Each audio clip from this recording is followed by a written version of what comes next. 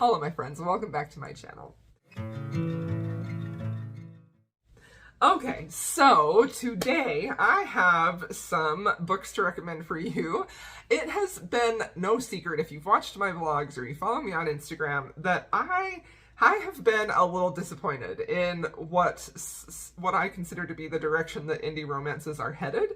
And the interesting thing is that just recently I actually saw 2 TikTok videos that talk about this specific phenomenon where authors sort of feel this push from a lot of TikTok, which is kind of driving largely what is being published and consumed in indie romances, this big push for spice at all costs, you know?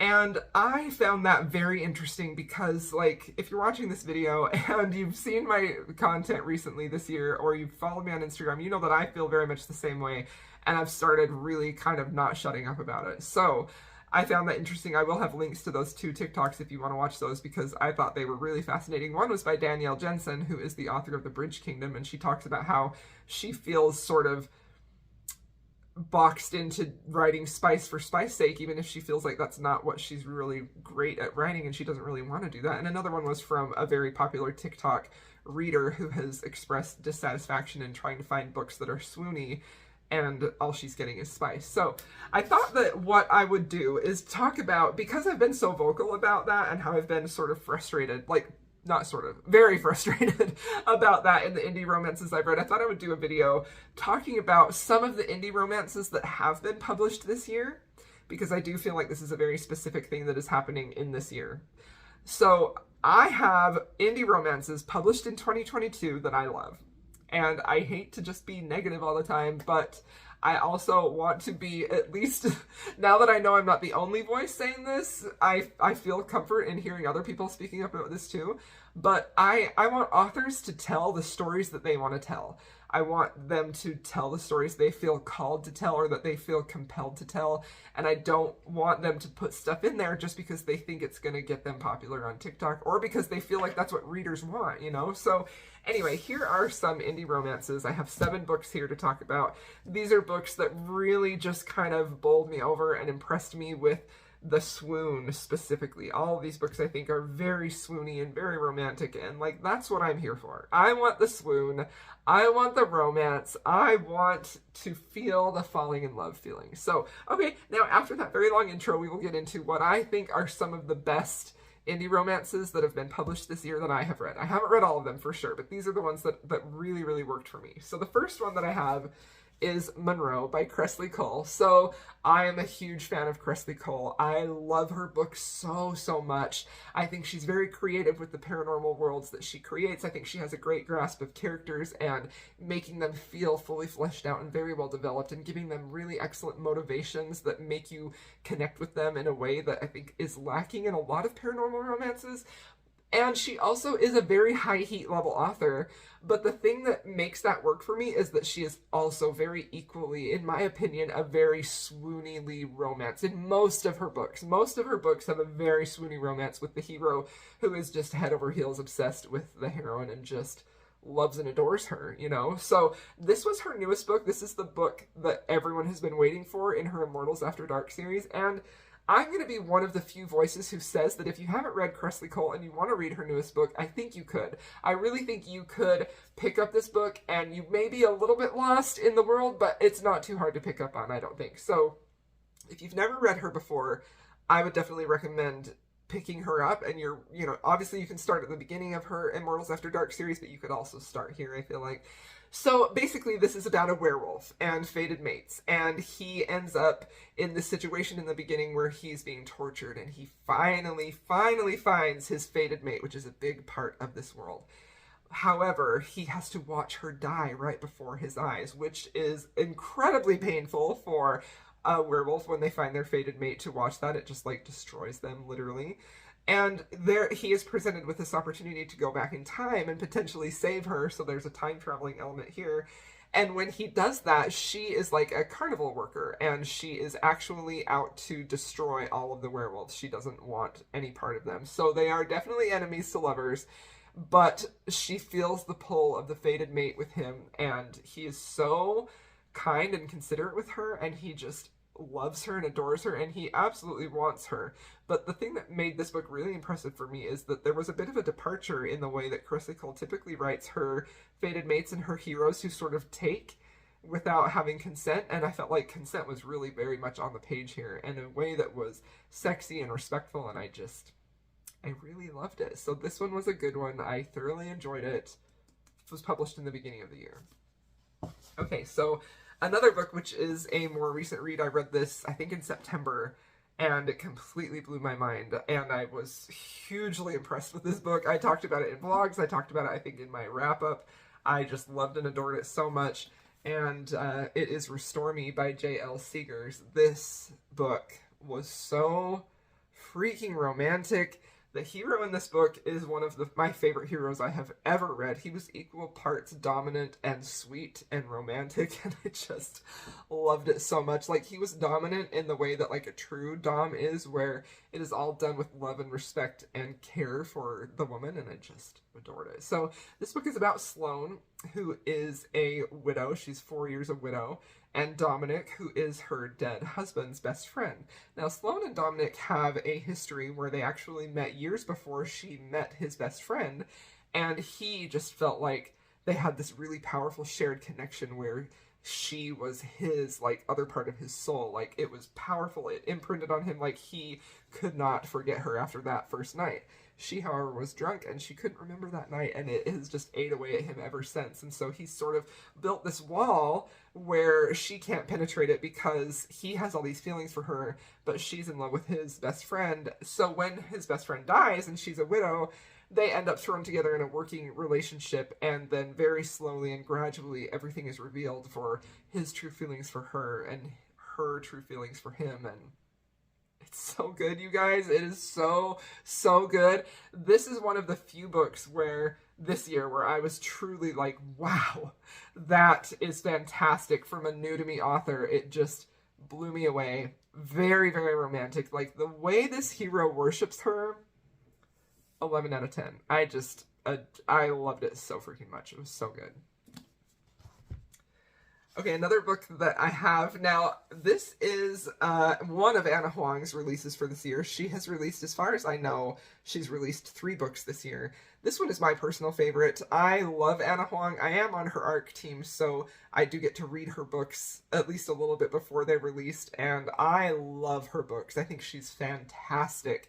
She has such a way with writing her characters that makes them feel very real, very relatable, and also just her storylines. Her stories always compel me. I never feel, even though, like, this book is long, could it be edited down? Of course, but I never feel a lag in her stories. I find her writing just very easy to consume, very easy to get sucked in, addictive, and her heroes are so great. Like, Christian in here, oh my gosh, he's powerful, he's dominant, but he's also very tender and protective with Stella, and I just loved it so much. The basic premise of this is Stella she's like a social media influencer, like, that's her job, that's her career. She has some situation where she's in danger, and he wants to protect her. He's also the landlord in her apartment, and so they also have a little bit of a friendship from previous books. This is book 4 in the last book in the series. And so he's like, hey, why don't you just move in, and that way we can make sure that you're safe, because she has, like, a stalker. And of course, both of them are pining for one another. And I can't even tell you how much I love this book.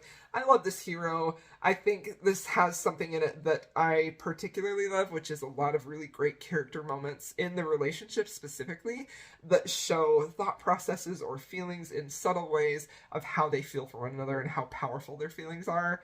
I just loved it. This is one of my favorite books by Anna Huang, and this is my favorite release of hers this year. So of course, I was going to have an Anna Huang book on here because I love her. So this one was it for me. Now, this next book is also one of, I believe that she's had 3 releases this year too. I could be wrong, but I think she's had 3. This is by Juliet Cross, Bright Like Wildfire. This is a contemporary small-town romance. So Juliet Cross is the author of the Stay a Spell series, The Wolf Gone Wild, that paranormal romance series, which I dearly love and I talk about all the time whenever I talk about paranormal romance. She did have 2 books in that series come out this year, but I decided to highlight this one because I feel like the other books were part of a series, and I think that if you maybe don't want to read paranormal romance, although you should read Wolf Gone Wild because it's so good, but you want to give her a try, this would be a great one to pick because this is a small town romance. It's super sweet. It's also very, very romantic, very, very fun, and I just adored it. It was so good. Again, Juliet Cross, I am on her ARC team, but her writing has a very readable quality to me. Like, she has great dialogue, great banter, great characters, great situations that happen that maybe fall into like specific tropes that we've seen before but always feel fresh and new. And this book, I feel like, just really knocked it out of the park for me in every single way. This had everything that I want from a Juliet Cross, but in a contemporary romance setting, in a small town romance setting, and I loved it very, very much. This is, our hero is Bennett, and our heroine is Betty. And again, these two, they're not necessarily enemies, but they have like some history where they're not super fond of each other, and they end up thrown together to work in like a small theater production for a play. And so if you were like a drama nerd, or if you love theater, like, I think you would really, really love this, because it has all of those moments where they're playing parts in this play where they're romantically involved with one another, and so they have like fake kissing and fake love declarations and things like that, but of course the feelings are growing behind the stage, and I just loved it. Juliet Cross's books are such a delight. I think they're just immersive from first page to last. She's just a fantastic author, and I loved this. And if you've been on the fence, or you're not sure where to start and you don't really want to read a paranormal romance, definitely pick this up because it was well worth it, and very romantic and swoony and just a great time. Okay, now another book that I read this year that was published in 2022 is Between Hello and Goodbye by Emma Scott. This book was so freaking good. This was so beautiful. This had a lot of heart and a lot of really funny, fun moments, but it also deals with some pretty serious, serious, sad events that happen in the characters' lives that they have to overcome. But the payoff in the end, the happily ever after, was equal to the sorrow that they had to go through. This is one of my favorite romances of the year, and I loved it so much. So the basic premise of this is Faith, our heroine. She is like at the top of her game. She's a businesswoman. I think she's in like maybe advertising. I can't really remember. She's some type of businesswoman, and she's really successful in at doing what she does, but she has a bit of a off the rails lifestyle, like after hours, and that, you know, her partying, her sleeping around and drinking, that sort of bleeds into her work where she ends up coming in late and things like that. And so her boss is like, look, you need to like check yourself and get yourself under control. And so Faith is like, okay, I'm going to take a vacation to Hawaii, and I'm going to try and get my head straight and see, like, get my life in order, like her internal life in order, because you can just tell that inside she's just all chaos, and she wants to have her life in order, but she's not quite sure how to do that. So she goes to Hawaii, and there's an opening scene where she's hiking up this beautiful Hawaii, like, mountain, volcano, or whatever, and she falls. She has an accident, and she injures her leg, and this hunky paramedic firefighter guy comes and saves her, and they have this powerful connection, this kismet, this energy right from the beginning. And he sends her to the hospital or whatever, and he just can't stop thinking about her, you know? She's in Hawaii, she's on vacation, she's not able to walk around by herself, and he knows this, and he's just sort of like, maybe I should go check on her. So he does, and that's how their relationship begins. It is a slow-building relationship. It's beautifully character-driven. This story is beautifully character-driven. We have a lot of really great in-depth thoughts and processes, grief processes to overcome with specifically the hero, but also the heroine. And it's just absolutely lovely and beautiful, and I adored this book. It was fantastic. So, okay, the next book that really blew me away, which is probably no surprise to any of you because this is a very popular author on BookTube recently, and that is Flawless by Elsie Silver. I went into this really hoping to like it, but I was still surprised at how much I enjoyed it, and that is largely because of the writing. The writing, again, has that very consumable, very readable, very gets you connected to the characters right away type of feel. The characters are very multidimensional, even though this is a small town romance, and I think it is one of those that, because it's about like a bull rider and his PR agent who's trying to like make his name better after he has like a social faux pas, that's how their romance is set up, even though it has like things that could be too tropey or be too just sort of thrown in there to make this kitschy or cute. It really has a lot of heart, like a ton of heart. This is just a very beautiful romance, but it's also very fun. It's very fun, it's very swoony, they have great chemistry, and I just loved it. This was such a fun read. I have not read Heartless yet. I hear that's even better from literally everyone. I am definitely going to read it. I am going to read that ASAP because I have not heard a negative thing about it, and I have a feeling I may even like that more than Flawless, but this book really impressed me, and I loved it, and I think it's definitely worth the hype, so would recommend that one for sure. Okay, the last book that I want to talk about is Juniper Hill by Devney Perry. So I've read a lot of Devney Perry's books. I think she's fantastic. She's definitely been talked about a lot on social media this year, specifically on BookTube. And I love her books. I love her writing. I think she's just fantastic. She, again, is one of those authors that is so easy for me to get into her stories and connect with her characters, and that's something that every single book on this list has in common, is the writing is very high level, top tier, easy to get swept away in it. You know, it's not necessarily flowery, beautiful, I don't even want to say over the top, but the writing is solid. They're very technically proficient in a way that doesn't detract from the story. It allows you to just fully get immersed in the book and the romance and the characters, and I just love that so freaking much. And Devney Perry is definitely one of those authors for me. I think her writing is absolutely solid, like 10 out of 10 writing style for her. So Juniper Hill is the second book in her small town romance series that she's writing right now.